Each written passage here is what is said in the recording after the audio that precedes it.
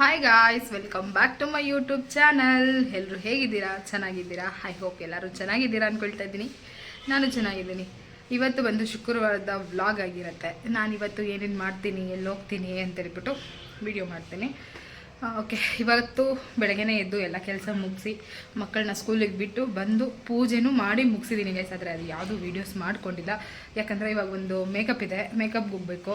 ಇನ್ನು ವೀಡಿಯೋ ಮಾಡಿಕೊಂಡ್ರೆ ಲೇಟ್ ಆಗಿಬಿಡುತ್ತೆ ಅಂತೇಳ್ಬಿಟ್ಟು ನಾನು ಏನೂ ವೀಡಿಯೋಸ್ ಮಾಡಿಲ್ಲ. ಎಲ್ಲ ಕೆಲಸ ಮುಗೀತು ಗೈಸ್. ಇವಾಗ ಮೇಕಪ್ ಹೋಗ್ತಾಯಿದ್ದೀನಿ. ಎಲ್ಲಿ ಹೋಗ್ತಾಯಿದ್ದೀನಿ, ಏನು ಮೇಕಪ್ ಅಂತ ಹೇಳ್ಬಿಟ್ಟು ಅಲ್ಲಿ ಆದರೆ ವೀಡಿಯೋಸ್ ಮಾಡ್ತೀನಿ, ಇಲ್ಲಾಂದರೆ ಇಲ್ಲ.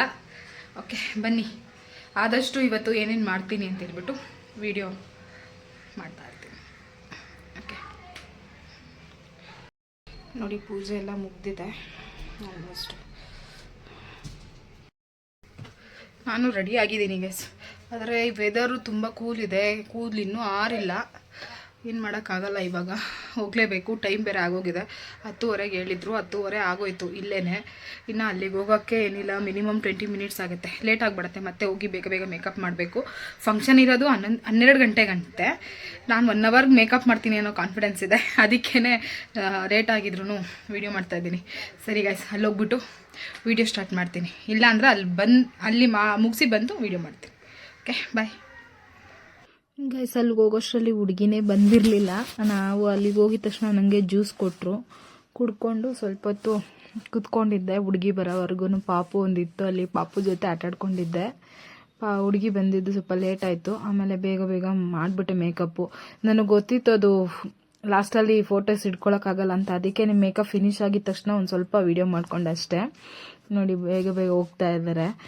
ವೀಡಿಯೋಸ್ ಮಾಡ್ಕೊಳಕ್ಕೂ ಆಗಲಿಲ್ಲ, ಅರ್ಜೆಂಟ್ ಮಾಡಿಬಿಟ್ಟಿದ್ರು. ಯಾಕಂದರೆ ಲೇಟ್ ಆಗಿಬಿಟ್ಟಿತ್ತು, ಟೈಮು ಇದಾಗ್ಬಿಡತ್ತೆ ಅಂತ ಕರ್ಕೊಂಡು ಹೊರಟೋದ್ರು. ಅಲ್ಲೇ ಊಟ ಕೊಟ್ಟರು, ತಿನ್ಕೊಂಡು ಮನೆಗೆ ಬಂದೆ. ಹಾಯ್ ಗೈಸ್, ಇವಾಗ ಬಂದೆ ಮನೆಗೆ. ನಾನು ಅಂದ್ಕೊಂಡಿದ್ದೇನೋ ಅಲ್ಲಿ 12 ಗಂಟೆಗೆಲ್ಲ ಫಂಕ್ಷನ್ ಸ್ಟಾರ್ಟ್ ಆಗುತ್ತೆ, 12 ಗಂಟೆ ಅಷ್ಟೊತ್ತಿಗೆ ಎಲ್ಲ ಮುಗಿಸ್ಕೊಟ್ಬಿಟ್ಟು 12-12:30 ಮನೆಗೆ ಬಂದ್ಬಿಡ್ಬೋದು ಅಂತ ಅಂದ್ಕೊಂಡು ಹೋಗಿದ್ದು. ಹೋದ್ರೆ ಅಲ್ಲಿ ಹುಡುಗಿನೇ ಬಂದಿರಲಿಲ್ಲ. ಎಂಗೇಜ್ಮೆಂಟ್ ಹುಡುಗಿ, ನಾನು ಮೇಕಪ್ ಮಾಡೋ ಹುಡುಗಿನೇ ಬಂದಿರಲಿಲ್ಲ. ನಾನು ಎಲ್ಲ ಅಲ್ಲಿಗೆ ಹೋಗೋಕ್ಕೆ ಏನಿಲ್ಲ 10:45 ಆಗಿತ್ತು. ಹೋದರೆ ಅವರು ಇನ್ನೂ ಬಂದಿಲ್ಲ ಅಂತ ವೆಯ್ಟ್ ಮಾಡಿದ್ವಿ. ಹುಡುಗಿ ಬರೋಕ್ಕೇ ಕರೆಕ್ಟಾಗಿ 11:30 ಆಗೋಗೋಯ್ತು. 11:30ಗೆ ಹುಡುಗಿ ಬಂದು ಮತ್ತು ಅದು ಏನೇನೋ ಫಸ್ಟು ಶಾಸ್ತ್ರ ಮಾಡ್ತಾರಲ್ಲ, ಆ ಶಾಸ್ತ್ರ ಎಲ್ಲ ಮುಗಿಸ್ಕೊಂಡು ಹುಡುಗಿ ನನ್ನ ಹತ್ರ ಬರೋಷ್ಟರಲ್ಲಿ 12:20 ಆಗಿಬಿಟ್ಟಿತ್ತು ಗೈಸ್. 12:20ಕ್ಕೆ ಸ್ಟಾರ್ಟ್ ಮಾಡಿದ್ದು. 12:50ಗೆ ಅರ್ಜೆಂಟಲ್ಲಿ ಮೇಕಪ್ ಮುಗಿಸ್ಕೊಟ್ಟಿದ್ದೀನಿ. ಬಂದಿದ್ದು ಲೇಟು, ಅರ್ಜೆಂಟ್ ಮಾಡಿಬಿಟ್ರು ಸ್ವಲ್ಪ. ಅದಕ್ಕೆ ಬೇಗ ಬೇಗ ಒಂದು ಹಾಫ್ ಆನ್ ಅವರ್ ಅನ್ಕೋತೀನಿ, ಹಾಫ್ ಆನ್ ಅವರ್ ಇಲ್ಲ 40 ಮಿನಿಟ್ಸ್ ಅನ್ಕೋತೀನಿ. ಅಷ್ಟರಲ್ಲಿ ಬೇಗ ಮೇಕಪ್ ಮುಗಿಸ್ಕೊಟ್ಬಿಟ್ಟೆ ಗೈಸ್. ಚೆನ್ನಾಗಿ ಬಂತು ಮೇಕಪ್ಪು. ಆದರೆ ಫೋಟೋಸ್ ಎಲ್ಲ ಮಾಡ್ಕೊಳಕ್ಕಾಗಿಲ್ಲ, ಒಂದು ಸ್ವಲ್ಪ ಕ್ಲಿಪ್ಪಿಂಗ್ಸ್ ತಗೊಂಡಿದ್ದೀನಿ ಅಷ್ಟೇ. ಇವಾಗ ಟೈಮ್ ಬಂದು ಅಲ್ಲೇ ಊಟ ಕೊಟ್ಟರು, ಊಟನೂ ಮಾಡಿಕೊಂಡು ಬಂದಿದ್ದು. ಟೈಮು ಆಯಿತು ನೋಡಿ, ಎಷ್ಟು 1:45 ಆಗಿದೆ ಟೈಮ್. 1:45ಗೆ ಮನೆಗೆ ಬಂದಿದ್ದೀನಿ. ಇವಾಗ ಒಂದು ಸ್ವಲ್ಪ ಹೊತ್ತು ರೆಸ್ಟ್ ಮಾಡಿಬಿಟ್ಟು ಈವ್ನಿಂಗ್ ಒಂದು ಬರ್ಡೇ ಪಾರ್ಟಿಗೆ ಕರೆದಿದ್ದಾರೆ. ಅವರು ಯೂಟ್ಯೂಬ್ ಬ್ಲಾಗರೇ, ಲಕ್ಷ್ಮೀ ಸಂದೀಪ್ ಬ್ಲಾಗ್ಸ್ ಅಂತ. ಅವರು ಮಗಳದು ಇವತ್ತು ಬರ್ಡೇ ಇದಂತೆ, 3 ಇಯರ್ಸು. ಕರೆದಿದ್ದಾರೆ, ನೋಡೋಣ. ಮಳೆ ಏನೂ ಇಲ್ಲ ಅಂತಂದರೆ ಹೋಗೋಣ ಅಂದ್ಕೊಂಡಿದ್ದೀನಿ. ಮಳೆ ಇದ್ದರೆ ಹೋಗೋಕ್ಕಾಗಲ್ಲ, ಯಾಕಂದರೆ ಅದು ಸ್ವಲ್ಪ ದೂರ ಇದೆ. ಒಂದು 20 ಕಿಲೋಮೀಟರ್ಸ್ ಏನೋ ದೂರ ಇದೆ. ಅದು ಬೇರೆ ಸಂಜೆ ಟೈಮ್ ಅಲ್ವಾ, ಸುಮ್ಮನೆ ರಿಸ್ಕ್ ತೊಗೊಳ್ಳೋದೇನಕ್ಕೆ ಅಂತ. ಆದರೆ ಹೋಗ್ತೀನಿ, ಇಲ್ಲಾಂದರೆ ಇಲ್ಲ. ವಿಡಿಯೋ ಹೋದರೆ ಕಂಟಿನ್ಯೂ ಮಾಡ್ತೀನಿ ಗೈಸ್. ಏನು ಗೊತ್ತಾ, ನನಗೆ ಫುಲ್ಲು ಬ್ಯಾಕ್ ಪೇನ್ ಆಗಿಬಿಟ್ಟಿದೆ ಗೈಸ್. ಏನು ಮಾಡಿದ್ರೂ ಹೋಗ್ತಾ ಇಲ್ಲ. ಯಾಕೆ ಅಂತಲೂ ಗೊತ್ತಾಗ್ತಿಲ್ಲ. ಅಂದರೆ ಯಾಕೆ ಅಂದರೆ ನಾರ್ಮಲ್ ನಾವು ಮಾಡೋ ಕೆಲಸ, ಪಾತ್ರೆ ತೊಳೆಯೋದು, ಅಡುಗೆ ಮಾಡೋದು ಎಲ್ಲ ನಿಂತ್ಕೊಂಡು ಮಾಡ್ತೀವಿ. ಪಾರ್ಲರಲ್ಲಿ ಐಬ್ರೋ ಮಾಡ್ಬೇಕಾದ್ರೆ ಬಗ್ತೀವಿ, ಮೇಕಪ್ ಮಾಡ್ಬೇಕಾದ್ರೂ ಬಗ್ಕೊಂಡೇ ಮಾಡ್ತೀವಿ. ಫೇಶಿಯಲ್ ಅವೆಲ್ಲ ಮಾಡಿದ್ರು ಅದರಿಂದ ಬ್ಯಾಕ್ ಪೇನ್ ಬರುತ್ತೆ. ಅದರಲ್ಲೂ C ಸೆಕ್ಷನ್ ಆಗಿರೋದ್ರಿಂದನೂ ಬ್ಯಾಕ್ ಪೇನ್ ಬರುತ್ತೆ ಅಂತ ಹೇಳಿದ್ದಾರೆ. ಆದರೆ ನಾನು ಹಾಸ್ಪಿಟ್ಲಲ್ಲೆಲ್ಲ ತೋರಿಸ್ಕೊತಾ ಇದ್ದೀನಿ. ಹೋಗಿ ತೋರಿಸ್ಕೊಂಡೆ, ಟ್ಯಾಬ್ಲೆಟ್ಸು ತೊಗೊಂಡು ಬಂದೆ. ಆ ಟೈಮ್ಗೆ ಸ್ವಲ್ಪ ಇಂಜೆಕ್ಷನ್ ಕೊಟ್ಟಿದ್ದಕ್ಕೆ ಕಮ್ಮಿ ಆಗಿತ್ತು, ಮತ್ತೆ ಸ್ಟಾರ್ಟ್ ಆಗಿಬಿಟ್ಟಿದೆ. ಟ್ಯಾಬ್ಲೆಟ್ಸ್ ತೊಗೊಂಡ್ರೂ ಅದು ಕಮ್ಮಿ ಆಗ್ತಾನೇ ಇಲ್ಲ ಗೈಸ್. ನಿಮ್ಗೇನಾದರೂ ಅದ್ರ ಬಗ್ಗೆ ಗೊತ್ತಿದ್ರೆ, ಬ್ಯಾಕ್ ಪೇನ್ ಕಮ್ಮಿ ಆಗೋದಕ್ಕೆ ಏನು ಮಾಡಬೇಕು ಅಂತ ಟಿಪ್ಸ್ ಇದ್ದರೆ ಹೇಳಿ, ನನಗೂ ಯೂಸ್ ಆಗುತ್ತೆ. ಯಾಕಂದರೆ ಆಗ್ತಾಯಿಲ್ಲ, ಆ ಬ್ಯಾಕ್ ಪೇನ್ಗೆ ಏನು ಕೆಲಸನೂ ಮಾಡೋಕ್ಕಾಗ್ತಾಯಿಲ್ಲ. ನಾರ್ಮಲ್ ಕೆಲಸ ಮಾಡಿದ್ರೆ ಸುಮ್ಮನೆ ಕುತ್ಕೊಳ್ಳೋಕ್ಕೂ ಆಗ್ತಾಯಿಲ್ಲ. ಆ ಥರ ಅನಿಸ್ತಿದೆ. ಯಾವಾಗಲೂ ಮಲ್ಕೊಂಡೇ ಇರಬೇಕು ಅನಿಸುತ್ತೆ. ಮಲ್ಕೊಂಡೇ ಇರೋಕ್ಕಾಗುತ್ತಾ ಗೈಸ್? ಯಾವಾಗಲೂ ಕೆಲಸ ಮಾಡಬೇಕಲ್ವ. ಅದರಿಂದ ನಿಮ್ಗೇನಾದರೂ ಒಂದು ಸ್ವಲ್ಪ ಅದ್ರ ಬಗ್ಗೆ ಏನಾದರೂ ಇನ್ಫಾರ್ಮೇಷನ್ ಇದ್ದರೆ ನನಗೊಂದು ಸ್ವಲ್ಪ ಇನ್ಫಾರ್ಮೇಷನ್ ಕೊಡಿ, ನನಗೆ ಯೂಸ್ ಆಗುತ್ತೆ.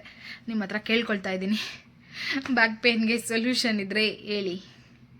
ಓಕೆ, ಸ್ವಲ್ಪ ಹೊತ್ತು ರೆಸ್ಟ್ ಮಾಡಿಬಿಟ್ಟು ನಾನು ಹಂಗೆ ಸ್ಕೂಲಿಂದ ಮಕ್ಳು ಕರ್ಕೊಬರೋಣ ಅಂತ ಹೋದೆ.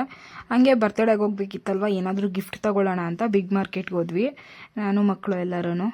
ಅಲ್ಲಿ ಹೋಗಿ ತೊಗೊಳ್ಬೇಕಾದ್ರೆ ನನ್ನ ಮಗಳಂತೂ ಅಲ್ಲಿರೋವೆಲ್ಲ ಎಳೆದು ಆಗ್ತಾಯಿದ್ಲು.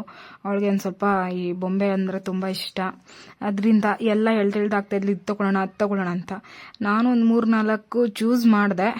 ಅದರ ಲಾಸ್ಟಲ್ಲಿ ಅದು ಒಂದು ಇಷ್ಟ ಆಯಿತು, ಅದೊಂದು ಮಾತ್ರ ತೊಗೊಂಡ್ವಿ. ಇವಳಂತೂ ಅಲ್ಲಿರೋವನ್ನೆಲ್ಲ ತೆಗೆದು ಮಾಸ್ಕ್ ಎಲ್ಲ ಇತ್ತಲ್ಲ ಹಾಕ್ಕೊಳ್ಳೋದು ಎಲ್ಲ ಮಾಡ್ತಾಯಿದ್ಲು. ಚೇಷ್ಟೆ ಜಾಸ್ತಿ ಮಾಡ್ತಾ ಇರ್ತಾಳೆ, ಎಲ್ಲಾದರೂ ಹೋದರೆ ಸುಮ್ಮನೆ ಅಂತೂ ಇರಲ್ಲ ಗೈಸ್ ಇವಳು.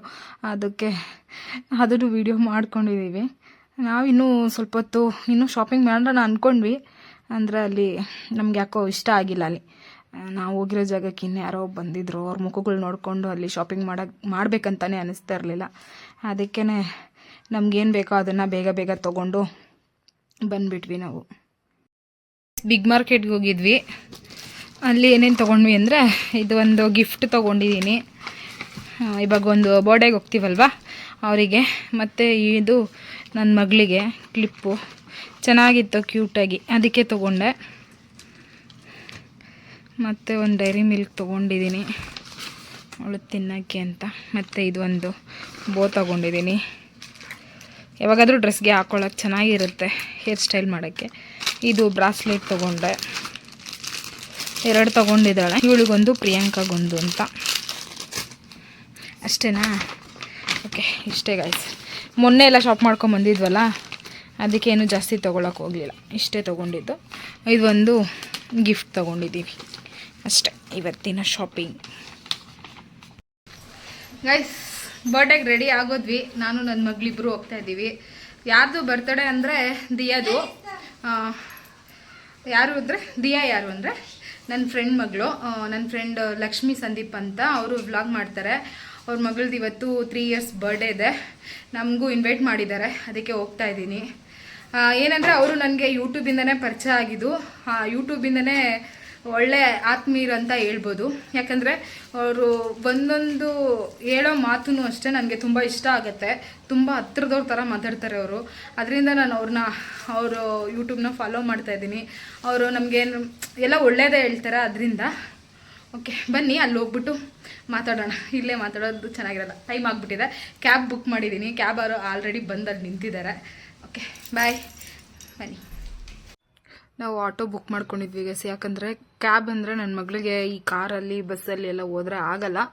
ಆಟೋದಲ್ಲಿ ಅಂದರೆ ಸ್ವಲ್ಪ ಗಾಳಿ ಚೆನ್ನಾಗಿ ಬರ್ತಾ ಇರುತ್ತಲ್ವ, ಅದಕ್ಕೆ ನಾವು ಆಟೋ ಬುಕ್ ಮಾಡ್ಕೊಂಡ್ವಿ. ಅಂದರೆ ಅವರೇ ವೆಯ್ಟ್ ಮಾಡಿ ಅಲ್ಲಿದ್ದು ನಮ್ಮನ್ನು ರಿಟರ್ನ್ ಕರ್ಕೊಬರೋ ಥರ.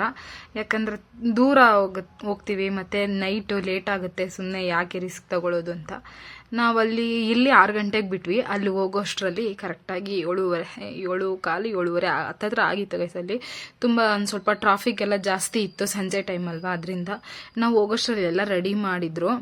ಇನ್ನೂ ಬರ್ತಡೇ ಸ್ಟಾರ್ಟ್ ಆಗಿರಲಿಲ್ಲ. ನಾವು ಹೋಗಿ ಕುತ್ಕೊಂಡು ಒಂದು ½ an hour ಆಮೇಲೆ ಸ್ಟಾರ್ಟ್ ಆಯಿತು. ಬರ್ಡೇ ಚೆನ್ನಾಗಾಯಿತು ಗೈಸ್. ಎಲ್ಲರೂ ಕರೆದಿದ್ದವರೆಲ್ಲ ಬಂದಿದ್ರಂತೆ.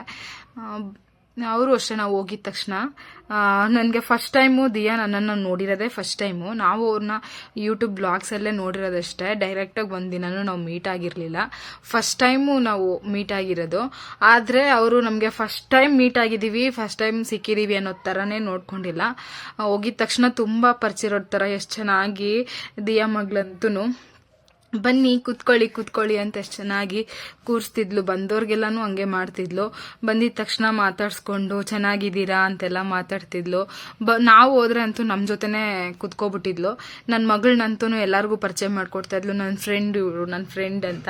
ನನ್ನ ಮಗಳಂತೂ ನಾಚಿಕೆ ಅವಳಿಗೆ. ಅಂದರೆ ಫಸ್ಟ್ ಟೈಮ್ ಅಲ್ವಾ ಹೋಗಿರೋದು, ಅವಳು ಫುಲ್ ನಾಚಿಕೆ. ಆದ್ರೂ ದಿಯಾ ಮಾತ್ರ ಒಂಚೂರು ನಾಚಿಕೆ ಪಡಲಿಲ್ಲ. ಎಲ್ಲರ ಹತ್ರನೂ ಚೆನ್ನಾಗಿ ಮಾತಾಡ್ಕೊಂಡು ಬಂದಿರೋರಿಗೆಲ್ಲ ಮಾತಾಡಿಸ್ತಾ ಇದ್ಲು. ಚೆನ್ನಾಗಿ ಕ್ಯೂಟಾಗಿ ಮಾತಾಡಿಸ್ತಾ ಇದ್ಲು ಗೈಸ್. ಅವಳು ನಂಗೆ ತುಂಬ ಇಷ್ಟ ಆಯಿತು. ಮಕ್ಳಂದ್ರೆ ನೋಡಿ ಆ ಥರ ಇರಬೇಕು. ಬಂದವ್ರನ್ನೆಲ್ಲ ಮಾತಾಡ್ಕೊಂಡು ಚೆನ್ನಾಗಿದ್ರೆ ಖುಷಿ ಆಗುತ್ತೆ ಒಂಥರ.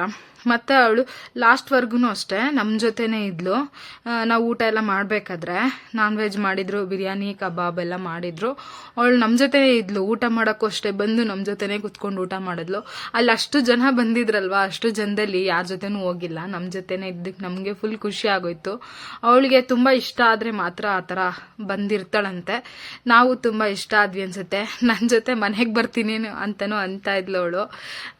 ಅವ್ರ ಮಮ್ಮಿಗೆ ಬಾ ಹೋಗೋಣ ಅಂತ ಕರೀತಾ ಇದ್ಲು. ನನಗಂತೂ ಸಖತ್ ಇಷ್ಟ ಆಯಿತು ಗೈಸ್. ಅಲ್ಲಿ ಅವ್ರ ಮನೇಲಿ ಅಷ್ಟೇ ಫ್ಯಾಮಿಲಿ ಎಲ್ಲರೂ ಅಷ್ಟೇ ಚೆನ್ನಾಗಿ ಮಾತಾಡಿಸ್ತಾ ಇದ್ರು.